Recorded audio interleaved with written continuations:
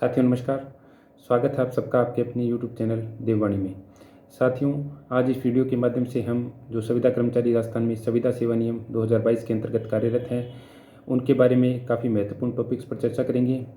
यह टॉपिक जो है जो वर्तमान में संविदा कर्मचारी कार्यरत है उनके लिए, जो चाहे नए हों या पुराने हों, और ऐसे संविदा कर्मचारी जो कि अभी जिन्होंने परीक्षाएं दी है और संविदा सेवा नियम में शामिल होने वाले हैं, उन सब के लिए काफ़ी महत्वपूर्ण है। इसलिए साथियों, इस वीडियो को अंत तक पूरा ज़रूर देखें। और दूसरा, यदि आप एक संविदा कर्मचारी हैं और आपने अभी तक मेरे चैनल को सब्सक्राइब नहीं किया है तो प्लीज़ साथियों इस चैनल को ज़रूर सब्सक्राइब करें, क्योंकि काफ़ी महत्वपूर्ण अपडेट जो है इस चैनल के माध्यम से आपको समय समय पर उपलब्ध करवाई जाती है। सबसे पहले साथियों, हम जो हमारे पुराने साथी हैं जितने भी जो नियमितीकरण की बाट जो रहे हैं लगातार, उनके लिए हम चर्चा करेंगे। साथियों, काफ़ी महत्वपूर्ण आदेश जो है काफ़ी विभागों में निकलने हैं और उन सब की जितनी प्रतीक्षा आपको है उतनी ही हमें भी है कि जल्दी से जल्दी वो आदेश आए और उनकी व्याख्या करके हम आप तक प्रस्तुत करें और आपकी समस्याओं का समाधान जो है जल्दी से जल्दी हो। लेकिन साथियों, आपको पता है कि काम जो है वो एकदम कछुआ गति से चल रहा है। जैसे मान लो कछुआ धीरे धीरे चलता है, वैसे ही फाइलें भी जो है संविदा कर्मचारियों की वो काफ़ी धीरे धीरे आगे से आगे बढ़ रही है और जो काम एक दिन में होना चाहिए उसमें 21 दिन लग जाते हैं। ऐसी स्थिति साथियों वर्तमान में बनी हुई है। एक छोटा से छोटा आदेश निकलने में भी काफ़ी समय जो है वो निकल रहा है। इसका कारण साथियों, कई कारण इसके हो सकते हैं। ऐसा नहीं है कि संविदा कर्मचारी प्रयास नहीं करे। संविदा कर्मचारी व्यक्तिगत रूप से या अपने कैडर के लिए और सामूहिक रूप से भी कुछ जगह पर प्रयास कर रहे हैं और इसी वजह से है जो थोड़ा थोड़ा काम भी आगे बढ़ रहा है। लेकिन साथियों, मैं इतना आपको विश्वास दिलाना चाहूँगा कि जैसे खरगोश और कछुए की रेस में कछुआ जो है लास्ट में रेस जीत गया था, वैसे भी हम भी जो है ये रेस जरूर जीत कर रहेंगे। हो सकता है थोड़ा समय लग जाए, लेकिन जो संविदा कर्मचारी संविदा सेवा नियम 2022 के अंतर्गत कार्यरत हैं उनका नियमितीकरण जो है वो अवश्य होकर रहेगा।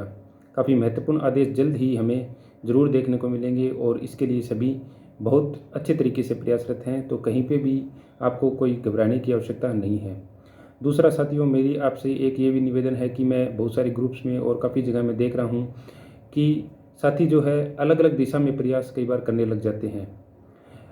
अलग अलग दिशा का मतलब ये है साथियों कि कुछ साथी जो है मानदेय वृद्धि के लिए अलग से ज्ञापन दे रहे हैं। ठीक है साथियों, मानदेय वृद्धि एक मुद्दा है वर्तमान में महंगाई को देखते हुए, और मैं ये मानता हूँ कि साथियों यदि 20,000 में घर नहीं चलता तो 21,000 में भी नहीं चलेगा, ये मानकर चलिए। और 5% 10% मानदेय वृद्धि देना सरकार के लिए कोई बड़ा काम भी नहीं है।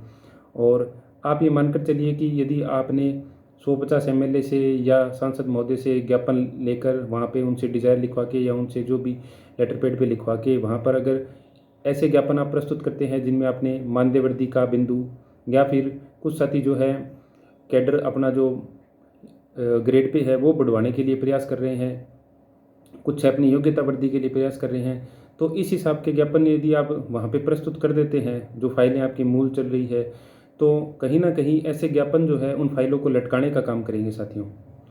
यह मेरा व्यक्तिगत अनुभव रहा है। मैंने काफ़ी बार देखा है कि जो अनावश्यक डिले जो है वो इन वजह से ही होता है कि हमारे ही साथी वहाँ पर जाकर नई नई डिमांड जो है करना शुरू कर देते हैं, और जब अधिकारियों के पास ऐसे ज्ञापन पहुँचते हैं सक्षम स्तर से जो साइन होकर जाते हैं, तो वहाँ पर वो फाइल लटकने की संभावना पूरी बन जाती है, क्योंकि एक तरीके से इनको क्वेरी के रूप में लिया जाता है वहाँ पे। और जब मीटिंग होती है तो ये प्रस्तुत किया जाता है कि हम ये काम कर रहे हैं, लेकिन ये देखिए यहाँ पर इतनी सारी इनकी डिमांड और आ रही है, या मान लीजिए ये क्वेरी आ रही है, ये लोग अपना ग्रेड पे बढ़वाना चाह रहे हैं और कहीं ना कहीं नियमों में कमी बता रहे हैं। तो ये सब चीज़ें जो है छोटी मोटी चीज़ें लगती है आपको, लेकिन ये चीज़ें वहाँ पर जाकर बड़ी हो जाती है साथियों, क्योंकि आप जो है बहुत ही सक्षम अधिकारियों से एमएलए से आप ज्ञापन दे रहे हैं, तो वो छोटी मोटी बात नहीं है, छोटा मोटा ज्ञापन नहीं। इसलिए जो भी आप ज्ञापन दे रहे हैं वो बहुत ही सावधानी से दे साथियों, उसका भविष्य सोच कर दें। हो सकता है आप 5-10% बढ़वा लोगे अपना ज्ञापन के माध्यम से, वो तो हो सकता है सरकार वैसे ही बढ़ा दे, हो सकता है कोई बजट घोषणा कर दे, या मान लीजिए किसी का मान लीजिए जैसे चिकित्सा विभाग में रुका हुआ है, 5% पीछे नहीं मिला था और अभी भी लंबित है, लेकिन उनकी प्रक्रियाएं जो है चल रही है, पीछे आदेश भी आया था, वो आज नहीं कल तो आपको मिल जाएगा।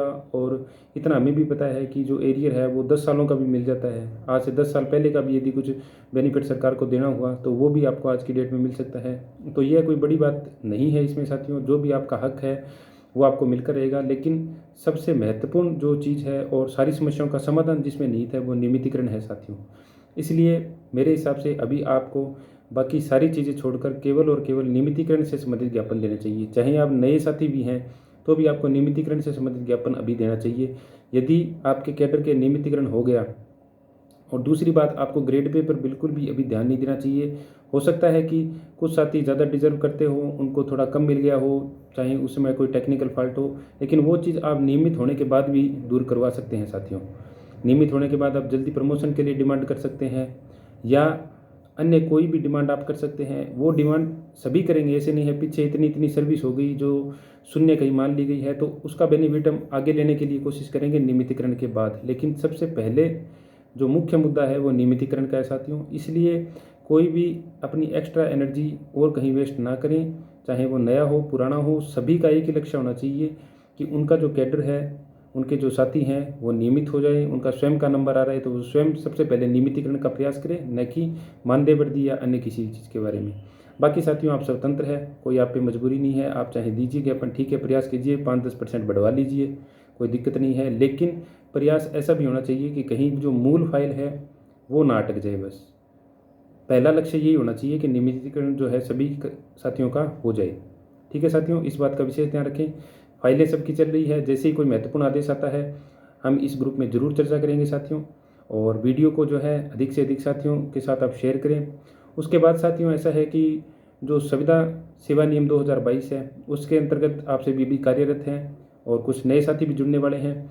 उसमें एक दो चीज़ें हैं, उसमें कई विभागों ने तो क्या है काम पहले शुरू कर दिया था। जैसे चिकित्सा विभाग है तो वहाँ पे एनपीएस वगैरह के लिए पहले ही जो है मैंने वीडियो भी बनाया था, उसके माध्यम से काफ़ी डिटेल में मैंने समझाया था। आज हम उतनी डिटेल में बात तो नहीं करेंगे, लेकिन कुछ विभागों में आदेश जो है अब जारी होने शुरू हुए हैं।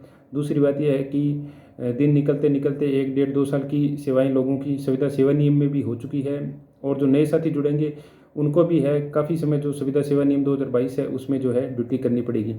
तो उन सब के लिए जो उनके अधिकार हैं या जो उनको परिलाभ जो सरकार दे रही है उनके बारे में जानना बहुत ज़रूरी है साथियों। तो एक दो टॉपिक जो हैं सैलरी से रिलेटेड हैं उनके बारे में भी हम अभी चर्चा करेंगे। संविदा सेवा नियम 2022 का जो बिंदु संख्या 13 है उसके अंतर्गत पारिश्रमिक और अन्य सुविधाओं में जो 3 बेनिफिट जो है संविदा कर्मचारियों को दिए गए हैं, उनमें सबसे महत्वपूर्ण जो है वो है एनपीएस। जो नेशनल पेंशन स्कीम जो है वो बेनिफिट संविदा कर्मचारियों को दिया गया है, लेकिन उसके प्रावधान जो है वो काफ़ी अलग हैं। जो पहले एनपीएस एक गवर्नमेंट कर्मचारी पे लगता था, उससे अब संविदा कर्मचारियों पे जो लग रहा है उसमें अलग प्रावधान है साथियों।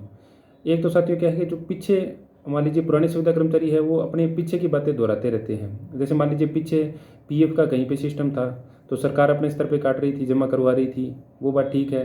पीछे मान लीजिए कहीं कहीं एनपीएस का भी सिस्टम था, वो भी सरकार अपने स्तर पे कर रही थी, उसके लिए भी कई लोग ज्ञापन दे रहे हैं। लेकिन साथियों जैसा कि आपको पता है कि सरकार ने अब एनपीएस का सिस्टम ही खत्म कर दिया है रेगुलर कर्मचारियों के लिए, और जो इनका विभाग है वहाँ पे सख्त निर्देश ये है कि एनपीएस का कोई भी जो काम है अब नहीं किया जाएगा। तो यह एक समझने वाली बात है कि वो अधिकारी कर्मचारी अब एनपीएस से संबंधित कोई भी प्रकरण जो है अपने पास नहीं आने देंगे। इसलिए क्या है, इन नियमों में ये कहा गया है कि जो संविदा कर्मचारी है वो अपने स्तर पर एनपीएस अकाउंट अपना खुलवाएगा, अपने स्तर पर ही नियोक्ता और कर्मचारी का स्थान जमा करवाएगा।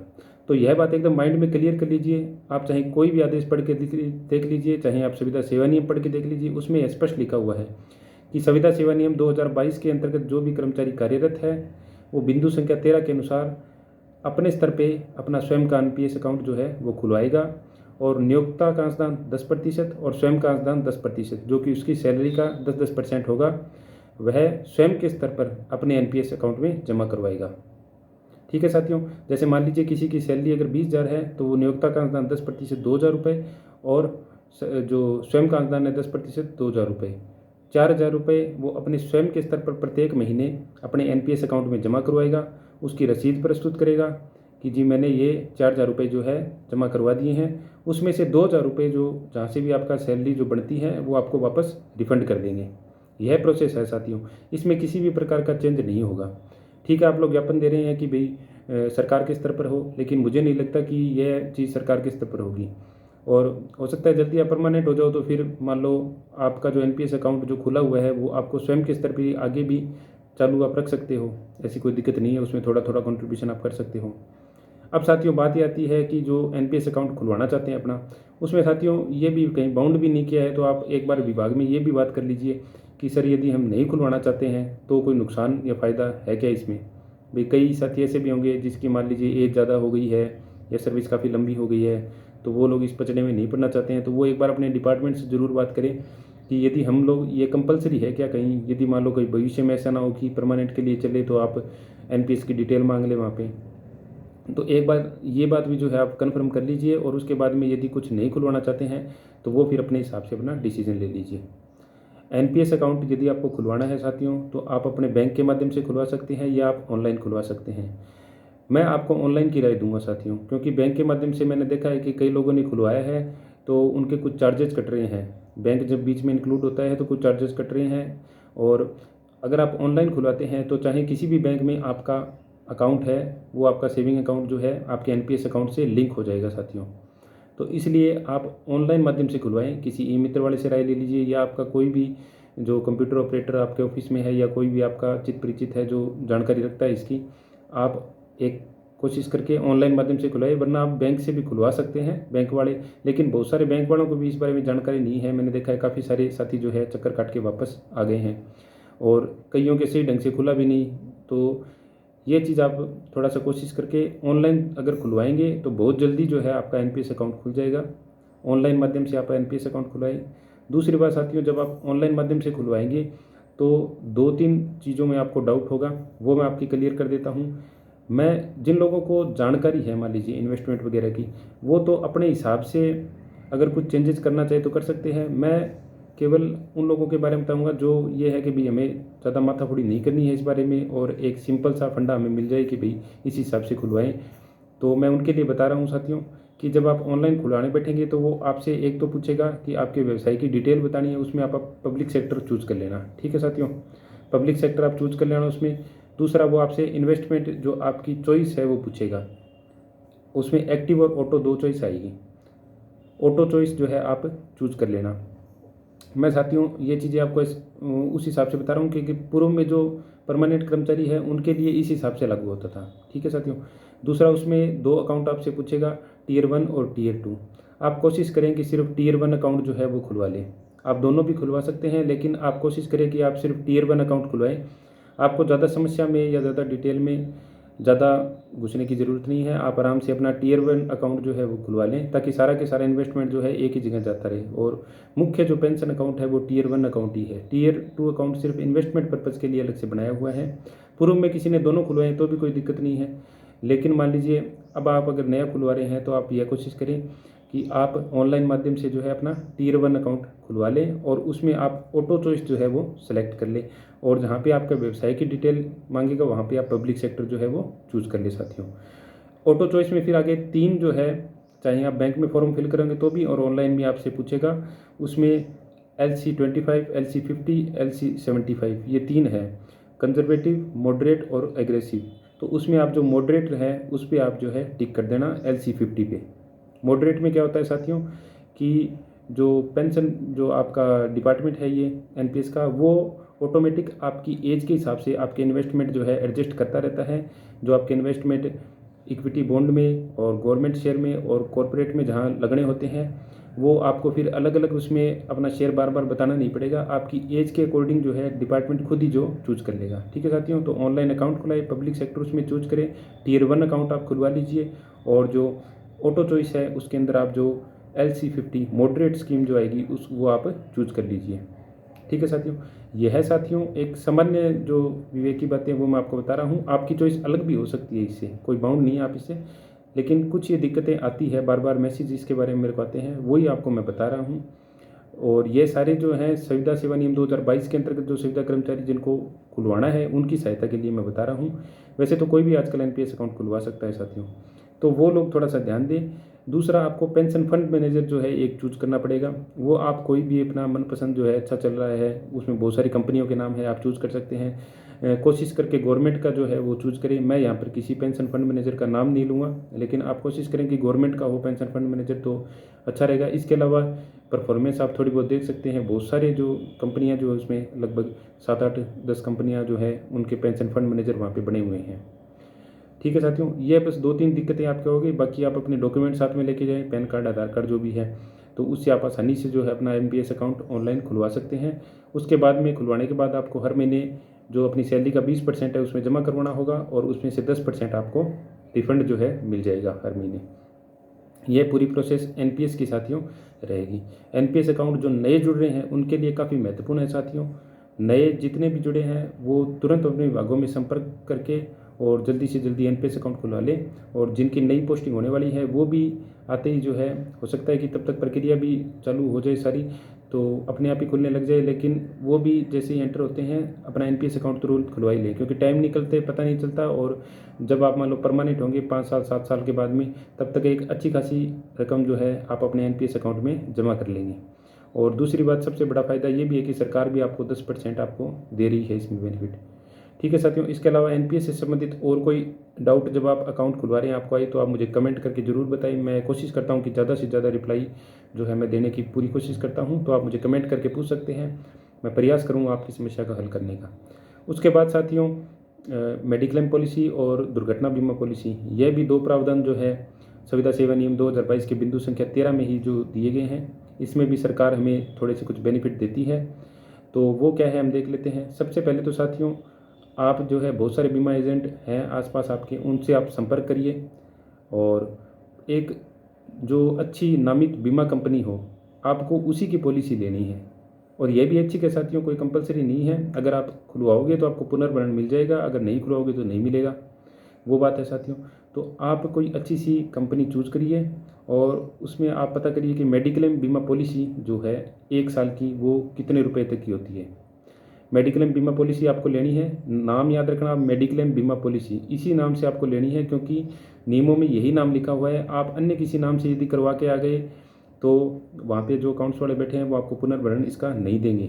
आपको उसी नाम से करवाने हैं। देख लीजिए, बहुत ज़्यादा कॉस्टली भी नहीं हो। दूसरी बात कि आपकी खुद की ही होनी चाहिए। अगर आप फैमिली की करवाई जाते हैं तो भी आपको पुनर्भरण मिलने में दिक्कत आ सकती है।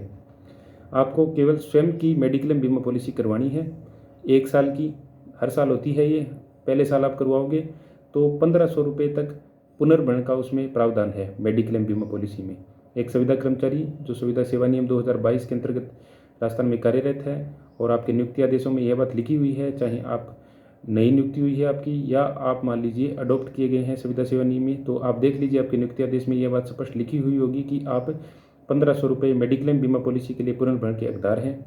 तो आप जो है वो पॉलिसी करवाइए, कहीं से भी, कोई एजेंट से करवाइए, चाहे कंपनी के थ्रू डायरेक्ट ऑनलाइन करिए। आप वो पॉलिसी करवाएंगे। अगर मान लीजिए जैसे पॉलिसी 4000 रुपये की आपने करवा ली साल भर की, तो उसमें से 1500 रुपये जो है वो रसीद प्रस्तुत करने पर सरकार आपको वापस रिफंड कर देगी। मतलब वो आपकी पॉलिसी आपके 2500 रुपये की पड़ी, 1500 रुपये का आपको वहाँ से बेनिफिट हो गया, प्लस पूरा साल आपको उस पॉलिसी का बेनिफिट जो मिलता रहेगा। अगर आपको आवश्यकता पड़ी पॉलिसी यूज़ करने की तो आप वो कर सकते हैं और 1 साल के लिए आप जो है सिक्योर हो गए हैं। फिर अगले साल फिर से क्या है, आप वो पॉलिसी करवाएंगे वैसे ही और उसका पुनर्भरण आपको 1500 रुपये मिल जाएगा। 4000 रुपये मैंने एक एग्जांपल के लिए बताया है। लगभग पॉलिसी 4,500 रुपये की इतने की हो जाती है। और कोई आप बढ़िया लेना चाहिए तो बढ़िया भी ले सकते हैं, या कोई सस्ती पॉलिसी कोई अगर गवर्नमेंट ने कोई लॉन्च करी है तो आप वो भी ले सकते हैं। इसके लिए आपको एक बार थोड़ा सा जो भी एजेंट वगैरह हैं उनसे आप थोड़ा संपर्क करिए, ऑनलाइन भी थोड़ा आप चेक कर सकते हैं साथियों। यह बेनिफिट आप लेना चाहे तो ले सकते हैं साथियों, क्योंकि मेडिकल इमरजेंसी काफ़ी सारे साथियों के पिछले दिनों में आई है, हमने देखा है। तो ऐसी स्थिति में क्या है कि फिर आपको इधर उधर देखना नहीं पड़ता यदि आपने मेडिक्लेम पॉलिसी ले रखी है तो। दूसरी पॉलिसी साथियों इसमें यह है दुर्घटना बीमा पॉलिसी। दुर्घटनाएं भी आजकल दिन प्रतिदिन किसी के साथ भी घटित हो जाती है, तो यह भी काफ़ी महत्वपूर्ण है। पीछे ही हमने देखा था एक साथी का जयपुर में एक्सीडेंट हो गया था, हमने कलेक्ट करके उसको राशि दी थी, लेकिन अगर दुर्घटना बीमा पॉलिसी ली होती तो उसकी फैमिली को अच्छा बेनिफिट मिल जाता। उसमें साथियों क्या है कि वही आपको एजेंट से संपर्क करना पड़ेगा और एक दुर्घटना बीमा पॉलिसी आपके स्वयं की आपको करवानी पड़ेगी 1 साल तक की। 1 साल तक की आप दुर्घटना बीमा पॉलिसी करवाएंगे तो उसके लिए 500 रुपये आपको जो है पुनर्भरण सरकार द्वारा दे दिया जाएगा। आपको उसकी रसीद जो है वो प्रस्तुत करनी पड़ेगी, वैसे ही जैसे आप मेडिक्लेम की कर रहे हैं। मेडिक्लेम और दुर्घटना बीमा आप अलग अलग करवाना साथियों, क्योंकि अलग अलग दिए हुए हैं, इसलिए अलग अलग ही करवाएं तो अच्छा रहेगा। अलग अलग आप करवाएं और उनके जो है टर्म्स भी अलग अलग होते हैं, मेडिक्लेम के अलग होते हैं और दुर्घटना के अलग होते हैं। तो 2 अलग अलग पॉलिसी आप करवाएं अगर करवाना चाहते हैं तो, और अलग अलग ही उनका जो है पुनर्भरण लें। साल भर के लिए दुर्घटना बीमा पॉलिसी आपकी होगी, मान लीजिए 1500 रुपये की आपने पॉलिसी ली तो आपको 500 रुपये उससे रिफंड मिल जाएंगे। तो साथियों, ये जो है 3 महत्वपूर्ण बेनिफिट संविदा सेवा नियम 2022 के अंतर्गत जितने भी संविदा कर्मचारी कार्यरत हैं उनको सरकार के द्वारा दिए गए हैं। पहला एनपीएस का है जिसमें आपको आपकी सैलरी का 10% बेनिफिट सरकार देती है। दूसरा मेडिक्लेम पॉलिसी का है जिसमें आपको 1500 रुपये सरकार जो है पुनर्भरण देती है। तीसरा बेनिफिट आपको दुर्घटना बीमा पॉलिसी का है जिसमें 500 रुपये सरकार जो है आपको पुनर्भरण देती है। ये तीनों ही बेनिफिट आप उठा सकते हैं, चाहे आप किसी भी डिपार्टमेंट में हो। अपने डिपार्टमेंट से बात करिए और उसके बाद में जो है ये तीनों काम आप कर सकते हैं और इनका आप लाभ ले सकते हैं। इनमें यदि समझने में आपको और कहीं भी कोई भी दिक्कत आई है, कोई आपका आदेश आया है उसको समझने में दिक्कत आई है, तो आप मुझे कमेंट करके ज़रूर बताएं। यह वीडियो जो है आपके जितने भी संविदा कर्मचारी साथी हैं, संगठन है, ग्रुप है, उन सब में ज़रूर शेयर करें साथियों। हो सकता है कि किसी साथी ने वीडियो देख के जो है पॉलिसी करवा ली और उसको कोई फ़ायदा मिल जाए तो बहुत अच्छी बात होगी साथियों। और काफ़ी दुर्घटनाएं और मेडिकल इमरजेंसी हमने पिछले दिनों में देखा है लगातार साथियों के साथ घटित हो रही है। काफ़ी दुख होता है जब ऐसी चीज़ें हमारे सामने आती है। तो ऐसी परिस्थिति में उनके परिवार को जो है आर्थिक स्थिति जो वो वहाँ से डामाडोल ना हो और हॉस्पिटल वाले भी इलाज में आनाकानी ना करें अगर पॉलिसी वगैरह ली हुई हो तो। और दूसरी बात कि मान लीजिए टाइम निकलता जा रहा है तो सेविंग कुछ हो नहीं पा रही, ऐसी स्थिति में यदि एनपीएस अकाउंट हो तो वो भी एक हौसला जो है संविदा कर्मचारियों के लिए बना रहता है। दूसरी बात जहाँ नियमितीकरण की है, नियमितीकरण जिस दिन हो गया साथियों उस दिन तो मान लीजिए सारे कष्ट एक साथ दूर ही हो जाएंगे। फिर तो ये पॉलिसी वगैरह इन सब की किसी की ज़रूरत ही नहीं पड़ेगी, ऑटोमेटिक सरकार जो आपको संभाल लेगी। लेकिन उससे पहले यदि आप नए संविदा कर्मचारी हैं या मान लीजिए अभी आपके नियमितीकरण में थोड़ा टाइम बाकी है, 9 साल आपके हुए नहीं है अभी, तो आप ये पॉलिसीज़ वगैरह है ये ज़रूर करवा लें, आपके फ़ायदे में आएगी। कोई पुराना संविदा कर्मचारी वो भी यदि करवाना चाहता है तो वो भी करवा ले। बेनिफिट तो जब तक नहीं होता परमानेंट तब तक बेनिफिट लेते रहें, क्योंकि प्रोसेस थोड़ी ढीली चल रही है साथियों।